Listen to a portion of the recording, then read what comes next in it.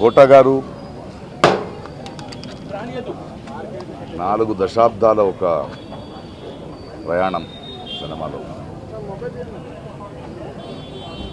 నేను తెలుగు ఇండస్ట్రీకి వచ్చే ముందు బెంగళూరు నుంచి ఆయన సినిమాలు చూసేవాడిని. ఆయన తీక్ష్ణత, ఆయన ఇంటెన్సిటీ చాలా ఇన్ఫ్లుయెన్స్ చేసింది. ఆ తర్వాత వచ్చి 2-3 దశాబ్దాలుగా ఆయనతో పనిచేసిన అనుభవం, ఎన్నో సినిమాలు. చాలా విశిష్టమైన వ్యక్తి,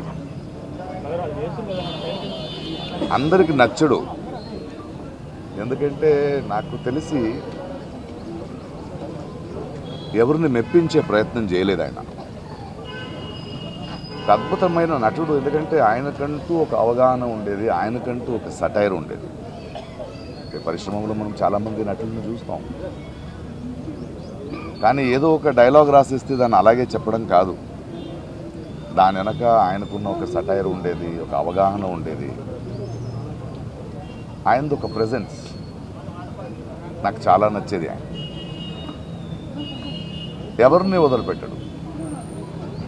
ఎలాంటి మనిషి అంటే, అనయ్య అంబేద్కర్ అనే సినిమా రిలీజ్ అయ్యింది, ఎందుకో జనాలు చూడట్లేదు అంటే, ఏం లేదు ప్రకాష్, అది ముందు అంబేద్కర్ ఒక కటౌట్ పెట్టారు, ఆయన అక్కడెక్కడో చేయి చూపిస్తుంటే అక్కడ వెళ్ళిపోయారు అంటే ఎటకారం కాదు అది. అలాంటి మంచి సినిమా చూడరు వీళ్ళు అనే ఒక ఆవేదన ఆయనలో ఉండేది.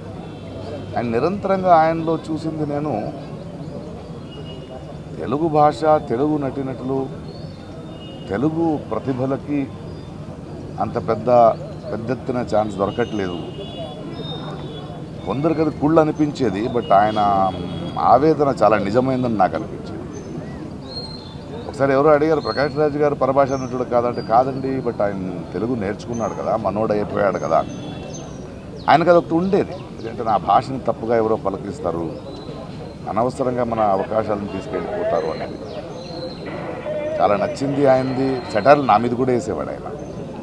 నేను చాలా హ్యాపీగా దాన్ని తీసుకునేవాడిని. ఎందుకంటే ఆ పెద్దరికం, ఎవరి గురించి అయినా ముక్కుసూటిగా కమెంట్ మాడొచ్చాను, చేసే చనువు ఆయనకి సంపాదించుకున్న వ్యక్తి. పోయిన సంవత్సరం షూటింగ్లో నేను, ఆలీ, బ్రహ్మానందము, బ్రహ్మాజీ మనమందరూ ఉన్నప్పుడు నాకెందుకో ఆయన చాలా గుర్తొచ్చి, ఎక్కడా కోటగారు అన్న. లేదు, ఈ మధ్య ఆయనకు ఒంట్లో బాగాలేదు, కొన్ని రోజులు సినిమా చేయట్లేదంటే నేను ఫోన్ చేశాను. ఏం చేస్తున్నావు? ప్రకాష్ చెప్పు. అలా కాదు, ఒంట్లో బాగాలేదన్నారు, షూటింగ్ లేదన్నారు, ఇంట్లో ఏం చేస్తున్నారు, బండి పంపిస్తాను రండి అన్న. ప్రొడక్షన్ నుంచి బండి పంపించాను, ఆయన వచ్చారు.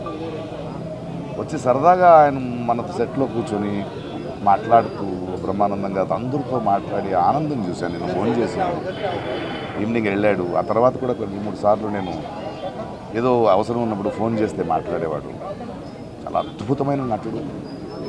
తెలుగు సినిమా, తెలుగు జాతి గర్వించదగ్గ ఒక కళాకారుడు.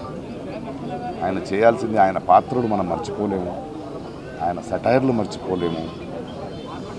తన జీవితంలో ఇంట్లో చాలా పెయిన్ చూసిన ఆ నొప్పిని ఎప్పుడూ బయట ఒక మెలోడ్రామాగా ఆయన వాడుకోలేదు. తనంటూ ఒక వ్యక్తిత్వం.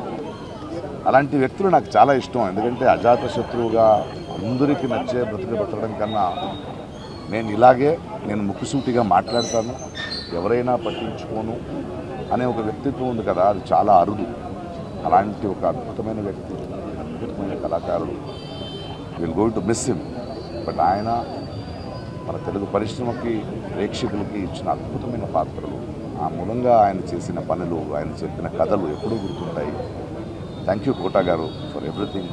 వి లవ్ యూ.